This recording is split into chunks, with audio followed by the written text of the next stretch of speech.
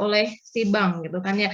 Karena kan seperti yang kita ketahui ketika ada seorang ataupun ada nasabah yang dia mengalami kesulitan keuangan, kemudian dia memiliki piutang kepada kita ataupun kepada bank, kan secara syariah juga tidak boleh ya langsung kita jual atau lelang barang jaminannya gitu kan ya.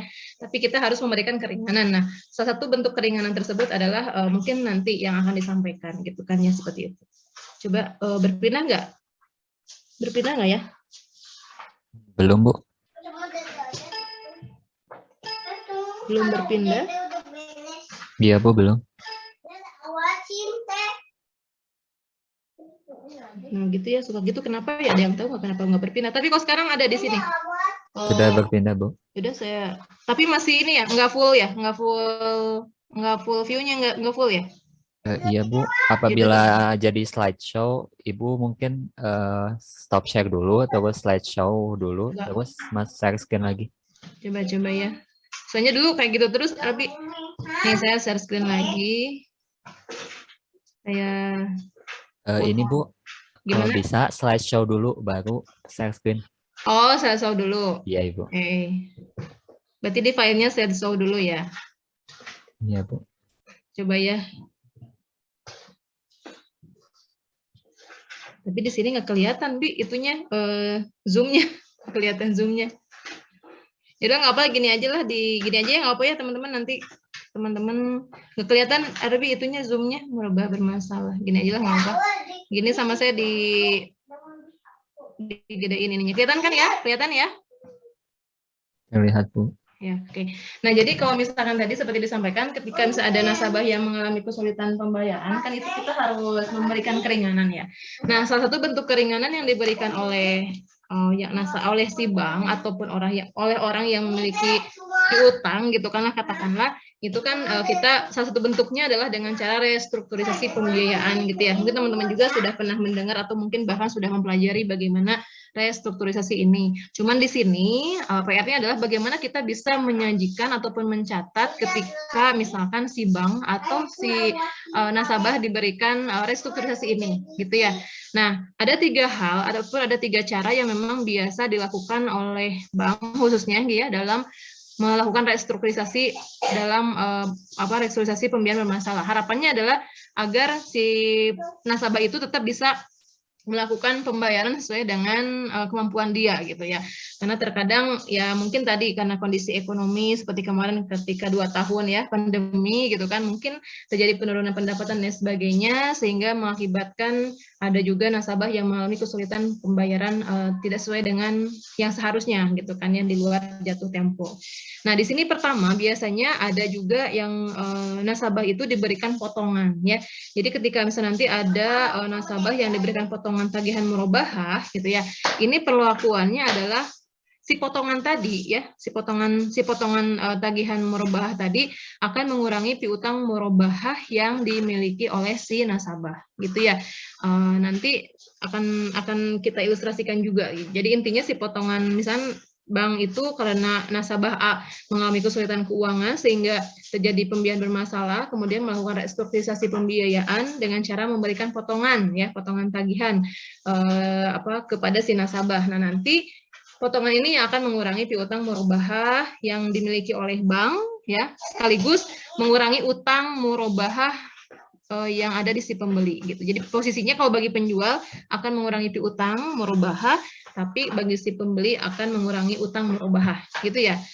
Gitu. Kemudian yang kedua, si potongan ini juga akan mengurangi margin murabahah tangguhan gitu, karena jadi ibaratnya potongan ini udah di si margin ini awalnya misalkan si margin murabahah tangguhannya itu yang awalnya si bank itu tadi ya dapatnya 2 juta misalkannya akan dapat 2 juta, tapi karena misalkan kita ngasih potongan ke nasabah atau ke si pembeli, maka di sini margin murabahnya akan berkurang. Nah, gitu ya.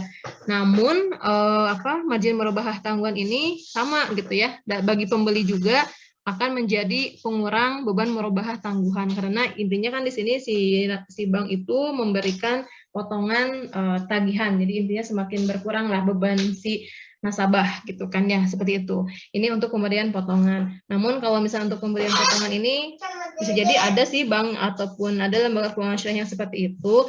Cuma memang rata-rata biasanya restrukturisasi yang dilakukan itu adalah dengan cara yang kedua gitu kan ya, dengan cara penjadwalan kembali tagihan murabahah atau rescheduling. Nah, kalau misalkan rescheduling ini biasanya dilakukan dengan cara mengurangi besarnya jumlah angsuran piutang dan margin tiap kali angsuran. Seperti apa? Misalkan nasabah itu melakukan akan murabahah dengan cara angsuran dengan 10 kali angsuran misalkan ya, pas di akad itu. Kemudian pas angsuran 1 sampai 5 itu lancar misalkan tidak ada kendala. Tapi pas mau masuk ke angsuran ke-6 ya, pas masuk ke angsuran ke-6 itu ada kendala, misalnya ada kendala keuangan lah ya yang dihadapi oleh si nasabah gitu kan atau pembeli.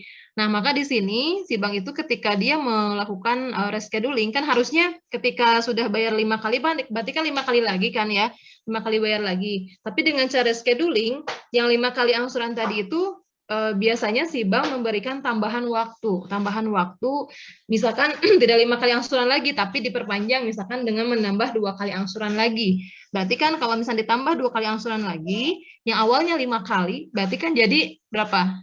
Di 7 ya. Di 7 kali angsuran. Nah, nanti berarti si saldonya itu dibagi 7. Nah, harapannya adalah agar nanti setiap nasabah bayar itu kan lebih kecil ya. Jadi jatuhnya angsuran yang dibayar oleh si nasabah itu lebih kecil dari yang sebelumnya. Nah, ini yang akan menjadi keringanan juga bagi nasabah. Sehingga diharapkan ketika si angsurannya lebih kecil, meskipun mungkin waktunya agak lebih lama gitu kan ya, dari 5 kali angsuran, awalnya kali 5 kali lagi, tapi ketika dilakukan rescheduling karena si nasabah ini mengalami kesulitan pembayaran, jadi ditambah 2 kali lagi angsuran, jadi 7 kali. Nah, berarti nanti jatuhnya itu kan setiap bulan akan semakin kecil. Diharapkan kalau misalkan angsurannya lebih kecil, nanti si pembeli tersebut atau si nasabah tersebut mampu membayar, itu harapannya gitu ya. Nah, itu dengan cara scheduling, dan biasanya memang ini banyak dilakukan oleh bank syariah ataupun lembaga keuangan lain gitu kan, karena dengan rescheduling ini sebenarnya tanpa mengurangi piutang ya ataupun margin murabahah gitu. Jadi margin murabahah maupun piutang murabahah di nasabah itu tetap seperti itu. Namun yang menjadi pembeda adalah waktunya saja. Waktu pengembaliannya itu agak lama gitu kan ya. Tapi ketika memang nasabah menjadi lebih ringan gitu kan, itu menjadi win-win solution bagi si bank ya dan nasabah itu. Itu yang kedua. Kemudian yang ketiga ada juga cara konversi akad. Jadi kalau konversi akad ini intinya dengan cara menjual aset murabahah yang dimiliki si pembeli ya. Misal pas waktu mau bayar ke-6 tuh nggak bisa bayar nih, ya udah dikonversi akad aja gitu ya. Si aset yang dimiliki, aset murabahah yang dibeli itu dijual dulu ke bank gitu ya, tapi nanti dilakukan akad baru. Jadi nanti dari hasil penjualan tadi si utang murabahahnya dilunasi dulu ya, dilunasi dulu. Kalau nanti ada selisih antara harga jual yang tadi ya, harga jual aset murabahah ini, itu dibalikin ke si pembeli, tentunya itu menjadi hak pembeli dan itu menjadi uang muka akad baru. Biasanya akadnya bisa jadi MBT ataupun MMQ gitu kan. Tapi ini tidak berarti dua akad dalam satu transaksi ya, karena memang yang pertama diselesaikan dulu di penjualan, kemudian nanti membayar ya, pisah-pisah, tidak berarti menjual barang, menjual aset, kemudian ya udah hutang kamu lunas, itu kan tidak boleh ya. Kalau misalnya kita menjual beli, kita melakukan transaksi jual beli kemudian dibayar dengan utang, kan itu katanya tidak diperkenankan. Nah, di sini maksudnya satu-satu dulu dijual dulu, kemudian nanti dilunasi, setelah itu ada akad baru. Nah, itu konversi akad gitu ya. Dilakukan seperti itu. Ada juga yang seperti itu. Ya. Nah, seperti apa sih ilustrasinya ya? Ilustrasinya seperti ini. Misalkan jadi kalau misalnya nanti teman-teman pertama harus tahu berapa sih saldo piutang murabahah pada akhir periode ketika si nasabah tersebut di rescheduling ataupun di restrukturisasi gitu. Ya, pada saat dilakukan restrukturisasi itu berapa sih saldo piutang, itu harus tahu. Kemudian juga berapa saldo margin murabahahnya, saldo margin murabahahnya yang masih ada di si pembeli berapa lagi gitu kan ya. Nah, kemudian tentu juga harus tahu berapa lagi sisa pembayaran yang belum terbayar gitu kan ya. Misalkan di sini contoh pertama nih, contoh ilustrasinya adalah pemberian restrukturisasi dilakukan dengan cara memberikan potongan tagihan murabahah ya. Nah, ini misalkan diketahui nih saldo piutang murabahah pada akhir periode ya, pada akhir periode ketika si nasabah mengalami kesulitan atau ketika si bank memberikan restrukturisasi ya, ketika si bank memberikan potongan, maka saldo piutang merubahannya itu adalah 625 atau artinya 625 ini saldo piutang yang masih ada di pembeli yang belum tertagih 625. Bukan yang sudah diterima oleh si bank, bukan ya, tapi yang sekali lagi yang masih ada di si pembeli atau masih ada si nasabah 625 lagi. Kemudian marginnya berapa lagi gitu kan? Nah, marginnya di sini 125.000 lagi. Kemudian sisa angsurannya 5 kali angsuran lagi gitu kan ya. Nah, di sini si bank atau si penjual memberikan potongan tagihan 75.000 ini misal ya. Nah, karena nanti bisa jadi potongannya itu tidak 75.000, bisa jadi 100 dan seterusnya lah tergantung soal ya. Namun di sini soalnya adalah ketika misalkan si potongan tagihan yang diberikannya itu 75.000 atau dengan kata lain lebih kecil daripada margin murabahah tangguhannya ya, maka di sini seperti yang tadi disampaikan di awal, si potongan ini akan ataupun harus mengurangi piutang murabahah yang diakui oleh si penjual. Makanya kita munculkan ya piutang murabahahnya itu dikredit karena dia akan mengurangi piutang murabahah si pembeli gitu kan.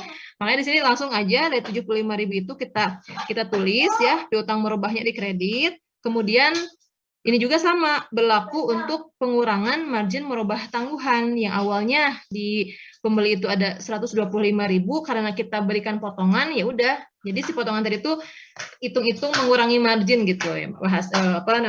Ilustrasinya ya. Nah, maka si margin murabahah itu kita cantumkan juga di debat.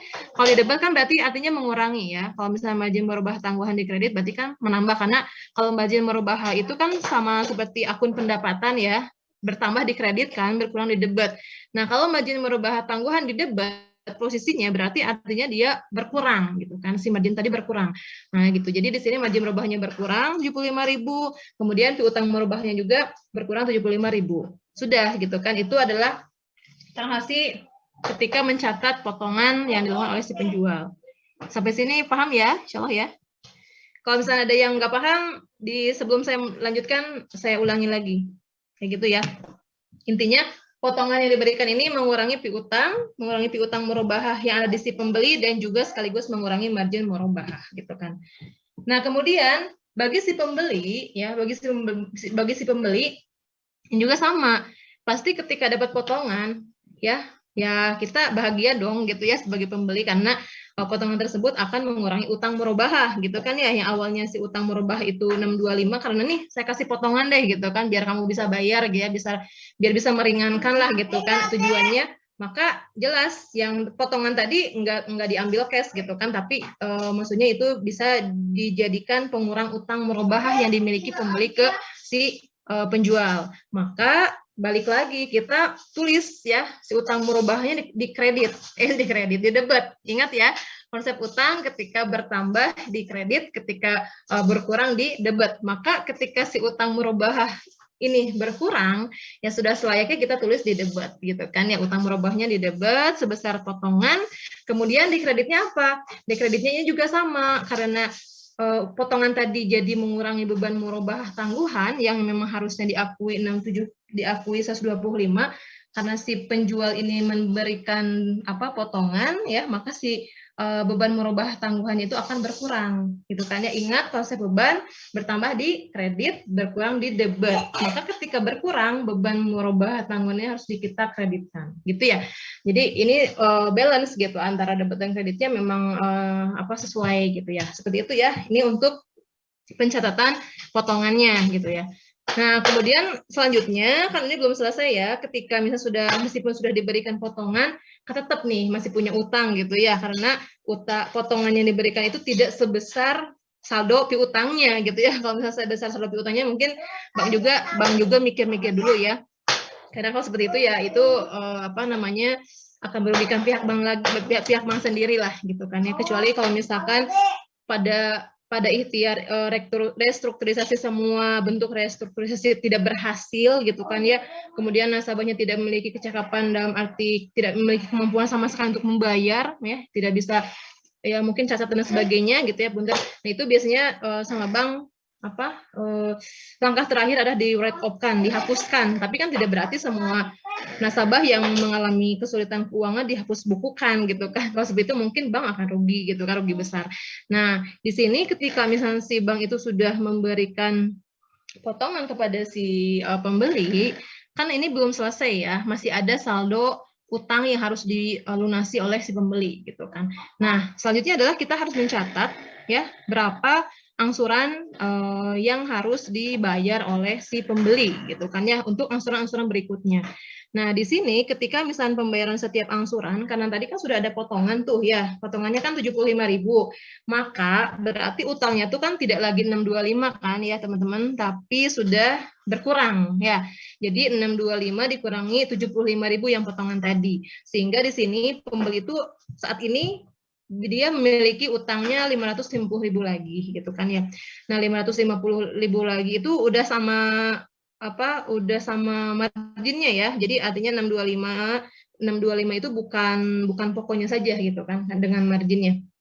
Nah, kemudian 625 ini nanti kita kan berarti saldonya kan tinggal 550.000 lagi ya. Nah, berarti tinggal dibagi saja. Tinggal dibagi berapa kali lagi angsuran. Karena di sini kan 5 kali angsuran ya. 5 kali angsuran lagi kan.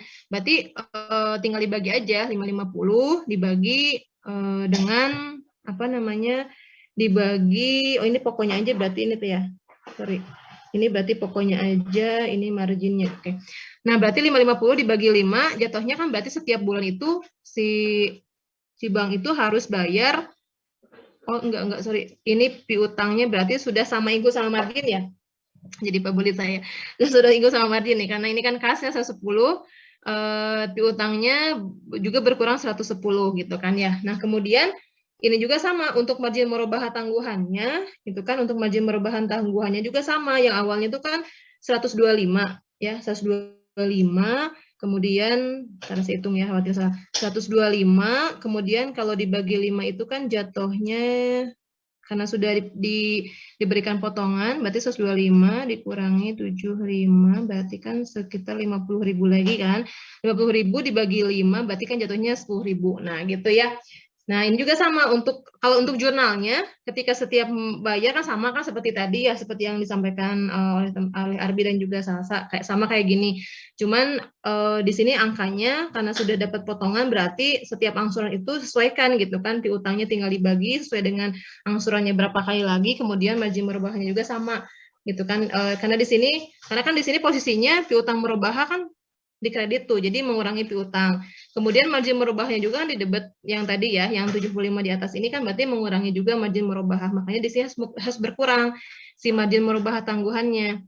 Sehingga 125 dikurangi 75 gitu kan. 125 dikurangi 75, 50.000 ya. 50.000 dibagi 5 kali lagi berarti jatuhnya setiap bulan si margin merubah tangguhannya itu adalah 10.000 lagi. Gitu ya. Nah, untuk jurnal di si pembeli ini sama dia membayar utang pasti kan di debit, kemudian bayar dengan kas ya di kredit. Nah, besarnya juga sama karena dia mengakui bahwa utangnya itu adalah 550.000 lagi ya. Sehingga ketika dibagi berapa? 5 kali ya udah jatuhnya 110.000 gitu kan ya. Demikian juga untuk beban merubahnya ya, yang awalnya 125 bagi 5 jadi 10.000 gitu, karena tadi saldonya jadi berkurang untuk margin merubah ini. Itu ya, itu untuk potongan merubah ya, tapi di sini potongannya itu masih di bawah margin merubah gitu ya. Silakan kalau misalnya ada yang mau ditanyakan dulu. Nah, kalau misalkan seandainya, bagaimana kalau seandainya si potongan tagihannya itu, si potongan yang diberikan oleh si bank itu melebihi jumlah margin merubah tangguhannya, gitu ya. Kalau tadi kan 75.000 tuh yang diberikan, kalau sekarang lebih gede deh, misalkan ya, yang diberikannya itu potongannya adalah sebesar 175.000. Sementara margin merubah tangguhan yang dimiliki atau saldo margin merubah tangguhan pada saat dilakukan restrukturisasi itu 125.000 lagi gitu kan, artinya di sini lebih besar daripada daripada saldo margin merubahnya. Nah, kalau seperti itu tetap posisinya adalah si potongan ini ya statusnya atau posisinya harus mengurangi margin murabahah dan juga piutang murabahah yang ada di si pembeli gitu kan kalau bagi penjual ya. Tapi kalau bagi pembeli itu juga sama mengurangi utang dan juga beban murabahah tangguhan. Namun selisihnya itu harus diakui sebagai kerugian restrukturisasi seperti ini. Misalkan tadi kan potongannya 175.000. Oke, pertama kita masukkan si potongan ini diakui sebagai pengurang ya bagi penjual ya. Pengurang piutang murabahah. Kita tulis piutang murabahah di kredit karena ini mengurangi kan tadi seperti itu ya. Mengurangi sebesar 175.000. Oke, tulis. Kemudian si potongan ini juga kan tadi harus mengurangi margin murabahah atau harus mengurangi apa namanya ya jumlah margin yang memang masih ada di si pembeli gitu kan ya, sehingga kita tuliskan si margin murabahah tangguhan ini di debit, artinya kan mengurangi, maka tuliskan margin murabahah tangguhan. Nah tapi karena di sini kan margin murabahah tangguhan itu saldonya 125.000 lagi gitu kan ya, bukan 175. Nah, makanya tetap kita tuliskan si margin murabahah tangguhannya itu sebesar saldonya karena memang yang apa yang ada segini lagi gitu kan, nggak mungkin kita tulis dari 175 ya. Nah, ditulis sebesar saldonya, kemudian ada selisih nih. Ada selisih, itu selisihnya namanya kerugian restrukturisasi. Dan kerugian ini ditulis atau dicantumkan di sebelah debat. Ya, ingat kalau rugi itu seperti beban ya, itu pengakuannya, pencatatannya harus ditulis di sebelah debat. Gitu. Jadi intinya kalau potongan tagihan ini dia tuh ketika memberikan potongan maka akan mengurangi margin murabahah. Dan ketika si margin murabahah tangguhannya itu saldonya misalkan lebih kecil daripada potongan yang diberikan, maka itu akan akan muncul kerugian restrukturisasi. Tidak berarti si potongan si selisihnya itu si 50.000-nya itu akan mengurangi piutang murabahah lagi, tidak gitu. Tapi itu jadi kerugian restrukturisasi gitu ya. Dan makanya di sini juga bank atau si penjual tuh yang ngitung-ngitung dulu gitu kan, kalaupun misalkan memberikan potongan ya jangan sampai melebihi jumlah saldo margin murabahah yang ada di pembeli, karena kalau seperti itu, kalau misalnya potongan yang diberikan itu melebihi saldo margin murabahah yang ada di pembeli, itu akan rugi gitu kan ya. Ketika ada restrukturisasi ini di satu sisi memberikan kemudahan bagi si pembeli, tapi di satu sisi malah dia menimbulkan kerugian bagi penjual. Itu kan tidak win-win solution gitu kan ya. Nah, seperti itu ya, ada kerugian. Nah, kemudian kalau misalnya bagi pembeli, posisinya ya jelas ketika ada apa namanya selisih antara potongan yang diberikan melebihi beban murabahah yang seharusnya, itu menjadi keuntungan restrukturisasi bagi si pembeli gitu. Sehingga di sini dicantumkannya di sebelah kredit. Gitu ya. Mudah-mudahan teman-teman paham. Nah, kemudian setelah ini juga sama kan seperti tadi, ini tidak selesai, tapi harus diselesaikan dengan cara pembayaran ya. Nah, kalau misalnya seandainya nih, tadi kan diberikan potongan ya, 175.000. Nah, berarti kan saldo piutangnya itu tidak lagi 625 kan, tapi 625 dikurangi 175.000. Jadi saldonya tuh 450.000 lagi gitu kan. Nah, kemudian 450.000 ini dibagi ke beberapa termin pembayaran yang belum ya, misalnya 5 kali gitu kan, berarti jatuhnya setiap bulan itu setiap kali angsuran adalah 90.000 ya, 4,5 dibagi 5 kan 90.000. Nah, maka di sini ditulis ya, ketika si pembeli itu bayar kas, karena kas masuk berarti kasnya di debit, kemudian dia juga akan mengurangi piutang murabahah gitu kan, kas ini dibayarkan atas piutang murabahah, maka piutang murabahahnya berkurang di kredit. Nah, kemudian untuk amortisasi margin ini sudah tidak ada lagi karena di sini margin murabahah tangguhannya tadi sudah didebetkan di atas gitu kan pada saat si potongan tagihan tersebut diberikan. Sehingga ya udah, berarti ketika pembayaran angsuran ya si penjual maupun pembeli cukup mencatat pembayaran angsurannya saja gitu kan. Untuk amortisasi margin itu sudah tidak ada lagi karena di si pembeli itu beban margin merubah tangguhannya sudah diamortisasi sepenuhnya ya, seluruhnya tadi pas ketika potongan diberikan. Jadi jurnalnya seperti ini. Itu ya. Bisa dipahami ya teman-teman insya Allah. Untuk perlu diulang silahkan, yang mana yang masih bingung. Tanya. Ya, gimana? Kalau untuk si jumlah potongan tagihan itu sesuai sama soal atau emang ada perhitungan khusus, Bu? Oke, iya baik, terima kasih. Nah, kalau untuk potongan tagihan itu disesuaikan dengan soal ya, disesuaikan dengan soal. Namun kalau misalnya secara teknisnya, ketika si bank memberikan pasti dia akan menghitung dulu lah gitu kan ya. Jangan sampai dengan potongan yang diberikan itu malah merugikan bank tersebut gitu. Tapi kalau misalnya berdasar nanti ketika teman-teman ada dalam apa mengerjakan soal ya, si potongan tagihan ini biasanya itu sudah diketahui dalam soal. Seperti itu. Oke, ada lagi? Tapi tadi, jadi harus tahunya kita tuh apakah si potongan tadi melebihi ya saldo margin murabaha atau kurang dari saldo margin murabaha. Kalau misalnya melebihi berarti ada kerugian ya bagi si penjual. Tapi kalau misalnya seandainya lebih kecil, si potongan yang diberikan itu lebih kecil daripada saldo murabaha, nih seperti yang tadi ini, berarti ini ya udah tidak ada masalah bagi si penjual. Dia tidak usah mengakui adanya kerugian karena ya margin merubahnya itu masih ada loh masih ada sisanya gitu kan ya, tidak apa namanya? Tidak sama. Gitu ya. Nah, kemudian yang selanjutnya ini cara yang kedua adalah cara rescheduling atau cara melakukan pembayaran ulang lah gitu kan ya, penjadwalan ulang. Ini biasanya lebih simpel daripada cara yang ini mungkin ya seperti itu. Nah, kalau ini cukup nanti teman-teman membagi jumlah angsuran yang awalnya misalkan 5 kali angsuran, tapi karena di rescheduling misalnya dengan menambah berapa kali angsuran lagi, nah tinggal dibagi aja dengan yang jumlah angsuran yang baru gitu.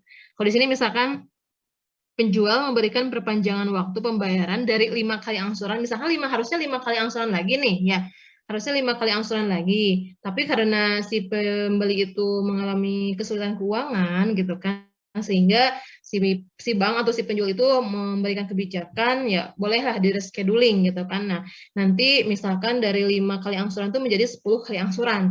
Artinya di sini si penjual itu memberikan 5 kali angsuran yang baru atau memberi tambahan 5 kali angsuran lagi ya.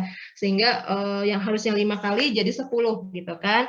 Nah, makanya di sini teman-teman tinggal bagi saja ya saldo piutangnya berapa sih pada saat angsuran kelima ini gitu kan, pada saat mau bayar angsuran kelima tuh harus ingat saldonya berapa lagi. Nah, misal saldonya diketahui 625, kemudian marginnya berapa lagi nih? Ini ingat ya, yang masih belum diterima oleh si penjual saldonya itu. Gitu ya, tapi bukan yang sudah diterima ya, tapi yang belum diterima oleh si penjual. Berapa lagi? Kemudian tinggal dibagi deh dengan jumlah angsuran yang baru. Kalau misalnya di sini kan 625 tuh, berarti karena 10 kali angsuran ya udah berarti dibagi 10 gitu kan. Demikian juga dengan margin murabahahnya yang awalnya 125 lagi nih ya, dibagi 10 maka ya udah jadinya 12.500 kayak gitu ya.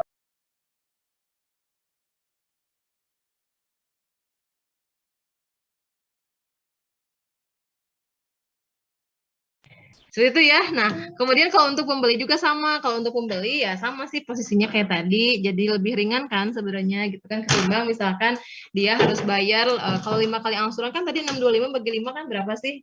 625 bagi 5 berapa? 625 bagi 5 125 kan. Nah, harusnya kan 125 tuh angsuran kelima, tapi karena dilakukan scheduling gitu kan, maka di sini jadi 62.500. Ini kan jelas lebih ringan ya. Sehingga diharapkan si pembeli itu bisa melunasi atau bisa membayar gitu kan angsurannya seperti itu. Nah, untuk jurnalnya sama, ini jurnalnya adalah jurnal yang dicatat ketika tadi membayar angsurannya sama seperti yang tadi sebelumnya dibahas di pertemuan yang sebelumnya. Seperti itu. Dan ini juga sama margin merubahnya tinggal dibagi aja bagi 10 gitu. Itu ya. Ada yang tanyakan dulu kalau untuk masalah rescheduling? Oke, kayaknya sudah paham ya. Oke, kalau tidak, nah ini yang cara yang ketiga adalah ketika misalkan si penjual itu memberikan alternatif lain ya dengan cara konversi akad gitu kan. Tadi disampaikan kalau konversi akad itu adalah skemanya si pembeli menjual dulu aset merubahnya kepada si penjual. Ini nggak tahu ya saya tinjauan fikihnya seperti apa, cuma memang kalau secara akuntansi konversi akad dilakukan seperti itu. Menjual dulu barang aset merubah ini ke si penjual karena ini itu tujuannya ingin lunas gitu kan ya, ingin lunas tapi nanti dimiliki lagi, dibeli lagi dengan akad yang lain gitu kan. Nah, gitu ya. Jadi sementara untuk piutang merubah ini sudah selesai gitu ketika dibeli oleh si penjual, kemudian nanti akan bayar ya pasti kan dari hasil penjualan tadi dibayarkan apa namanya untuk utang murabahah yang dimiliki si pembeli tadi. Kemudian nanti kalau ada sisanya, misalkan itu dikembalikan ke pembeli dan itu atau kalau enggak juga si pembeli menjadikan kelebihan hasil penjualan tadi sebagai apa ya DP lah ataupun uang muka gitu kan untuk akad yang baru seperti itu ya. Contohnya misalnya gini, di sini pelunasan piutang murabahah ya dilakukan dengan menjual aset nasabah atau dengan menjual aset yang dimiliki pembeli dijual ke bank gitu kan ya, misal dengan nilai pasarnya tuh 800.000, ini 800.000 tuh tergantung soalnya mau berapa gitu kan ya. Misalkan aset yang dibeli tadi itu ditaksir harga pasarnya 800.000. Maka di sini untuk penjual karena si pembeli itu kan sebenarnya butuh lagi barang itu gitu, sebenarnya masih butuh barang tersebut, tapi bagaimana caranya agar piutang merubahnya itu bisa lunas dulu gitu kan, kemudian udahlah nanti si barang ini dimiliki lagi dengan akad yang baru gitu. Makanya di sini dijualnya tuh ke penjual ke bank lagi gitu kan, maksudnya ke penjual lagi bukan dijual ke orang lain gitu kan ya, seperti itu. Nah, ini nggak tahu nih saya tinjauan fikihnya seperti apa ya, mungkin teman-teman lebih paham. Nah, kemudian ketika sudah sudah dijual ke penjual, maka itu diakui sebagai aset ya, akan diakui sebagai penambahan aset dan juga akan diakui sebagai pengurang kas gitu kan ya.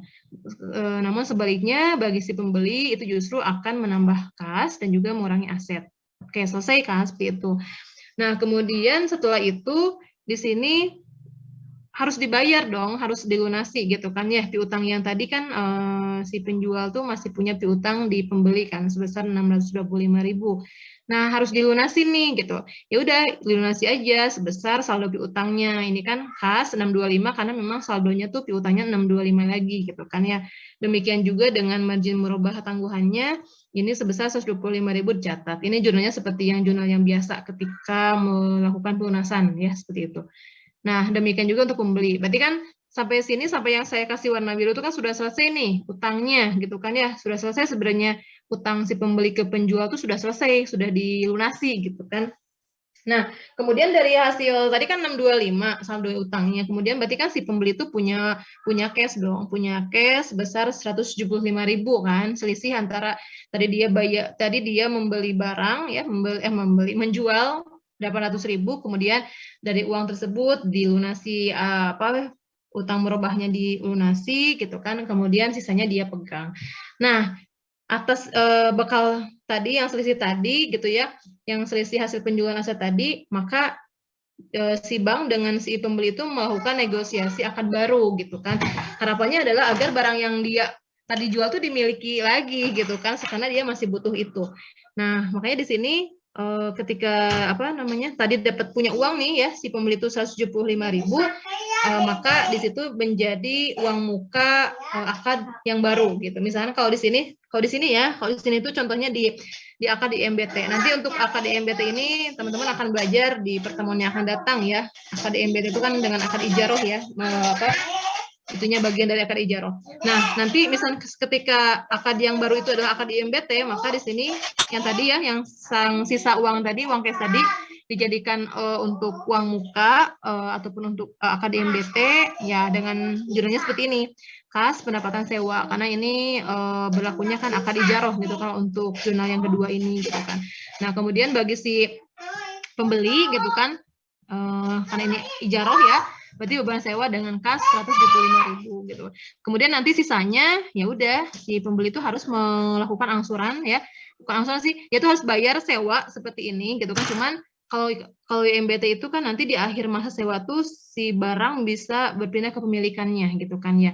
Bisa berpindah ke pemilikannya ketika akad ijaroh ini sudah selesai, disepakati sampai berapa, kemudian nanti bisa berpindah ke pemilikannya, sehingga dengan kata lain dia membayar setiap bulan itu ya lunas gitu sampai nanti sesuai dengan jatah waktu yang ditetapkan tuh lunas barangnya menjadi milik si pembeli. Itu harapannya ya. Jadi ini ada 3 cara yang bisa dilakukan terkait dengan restrukturisasi pembiayaan merubah bermasalah gitu ya. Ada yang mau ditanyakan terkait dengan akad konversi ini?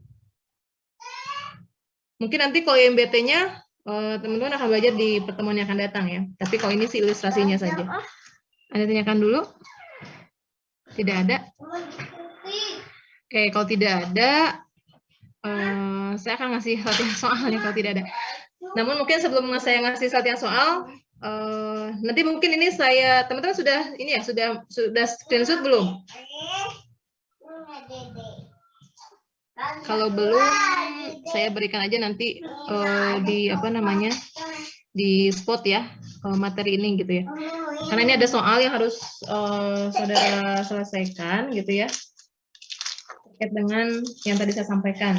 Nanti ini seperti biasa ya, harus dikumpulkan di spot. Ini gampang aja sih sebenarnya sih, ini harusnya sih hari ini ya, cuman karena memang sebentar lagi juga mau zuhur, jadi lebih baik saudara sholat tepat waktu aja gitu kayaknya. Nanti mungkin ini bisa diselesaikan di PR-kan saja, saya tugaskan saja nanti teman-teman untuk mengerjakan latihan soal ini. Tapi sebelumnya ada yang mau ditanyakan dulu? Kalau tidak ada, ini untuk yang untuk pekan depan. Jadi kan karena memang kemarin juga sudah disampaikan ya bahwa mata kuliah akuntansi keuangan Islam ini merupakan mata kuliah yang memang mengikuti program MBKM gitu. Jadi intinya untuk pekan depan nanti teman-teman akan belajar dengan Pak Yasin. Kalau nggak salah namanya itu Pak Yasin atau siapa sih?